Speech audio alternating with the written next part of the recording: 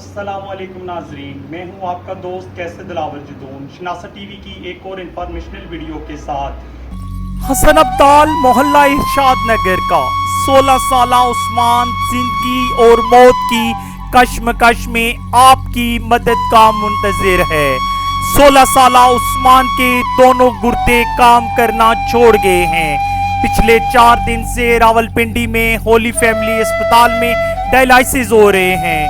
عثمان کے والد کا نام امریز ہے، جو کہ خود شوگر کا مریض ہے۔ اس کا ایک گردہ نکارہ ہو چکا ہے۔ ماں لوگوں کے گھروں میں کام کرتی ہے۔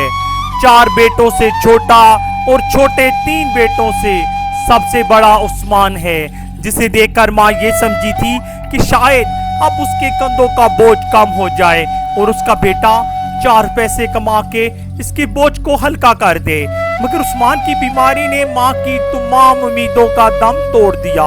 عثمان کی ماں کا کہنا تھا کہ میں سمجھ رہی تھی کہ بچے میں خون کی کمی ہے، غریبی کی وجہ سے علاج نہ کرا سکی۔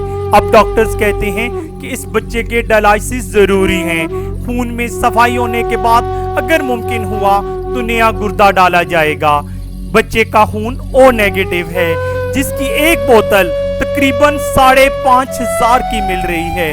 عثمان کا باپ خود چرپائی پر پڑا ہے، چھوٹے چھوٹے بچے ہیں۔ میں کیا کروں؟ محلہ ارشاد نگر کی مسجد کے مکان میں کرائے پر ہوں، کوئی ذریعہ معاش نہیں۔ رائے اللہ آپ میرا پیغام لوگوں تک پہنچائیں کہ ہماری مدد کریں۔ میں آپ سے درخواست کرتا ہوں کہ اپنے رزق حلال سے لوگوں کی امداد کیجئے، سوچئے نہیں، کیونکہ عثمان کی حالت خراب سے خراب تر ہوتی جا رہی ہے۔